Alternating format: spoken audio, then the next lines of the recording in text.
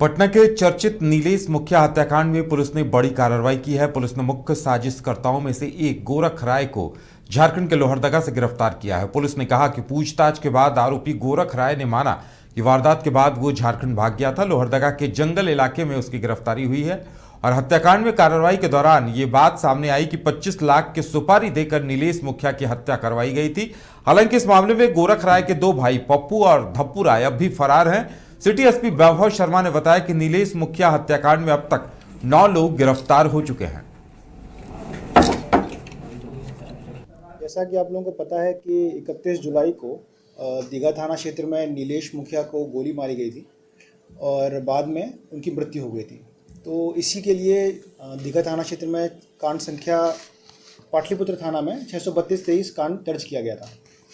इस कांड दर्ज होने के बाद 14 अगस्त को पुलिस द्वारा 2 अपराधियों को जेल भेजा गया था, मोहम्मद राजा और सैयद शहनवाज। उन लोगों के बयान में जिन लोगों का नाम आया, उसके बाद 15 सितंबर को 6 और लोगों को जेल भेजा गया और उसमें से विशाल कुमार उर्फ अजय राय द्वारा बताया गया कि इस पूरे कांड में जो मुख्य षड्यंत्रकर्ता थे वह पप्पू, धप्पू व गोरख राय गुप्त थे। उन्हीं तीनों के द्वारा लगभग 25 लाख रुपए का इन लोगों को पैसा दिया गया और उस सुपारी को लेकर ही अजय राय ने कुछ लोगों को इकट्ठा किया, जिन लोगों को हम पहले गिरफ्तार कर चुके हैं। फिर उन दोनों के द्वारा इस घटना को अंजाम दिया गया।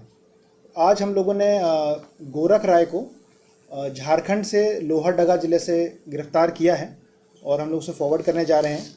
उसने इस घटना में अपनी संलिप्तता स्वीकार की है और ये बताया है कि पिछले लगभग 8-10 साल से जो वर्चस्व को लेकर लड़ाई चल रही थी क्षेत्र में और प्रतिद्वंद्विता चल रही थी, उसी को समाप्त करने के लिए अजय राय से जब उसकी मुलाकात हुई और उन लोगों ने फिर डिसाइड किया कि अगर पैसा मिलता है तो वो इस घटना को अंजाम दिलवा सकता है।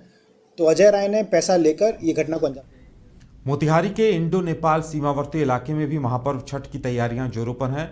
बीजबनी घोड़ा सहन छठ घाटों पर तैयारियां जारी हैं। सिकरहना एसडीएम और एसडीपीओ ने अपने दल बल के साथ संयुक्त रूप से छठ घाटों का निरीक्षण किया। निरीक्षण के दौरान छठ घाट पूजा समिति को आवश्यक दिशा निर्देश दिए गए। साथ ही छठ घाटों पर पूरी व्यवस्था बनाए रखने के निर्देश भी जारी किए गए हैं। यही छठ घाट नहीं, सभी छठ घाट में पूरी व्यवस्था है और जहाँ पर ज़्यादा भीड़ है, जहाँ ज़्यादा भीड़ का हम अनुमान है, वहाँ पर हम विशेष फोर्स करते हैं ज़्यादा संख्या में। सर, यहाँ पर लाखों की संख्या में श्रद्धालु आते हैं, अफवाह गिरोह के लिए क्या प्लानिंग है? देखिए, यहाँ पब्लिक एड्रेसल सिस्टम लगा हुआ है ताकि किसी भी स्थिति में अगर अफवाह जैसी कोई अगर इस तरह की स्थिति उत्पन्न होती है तो तुरंत ही लोगों को सूचित किया जा सकेगा। आप देख रहे होंगे कि हर तरफ माइक लगा, ये लाउड स्पीकर लगा हुआ है और दोनों तरफ उद्घोषणा मंच लगा हुआ है।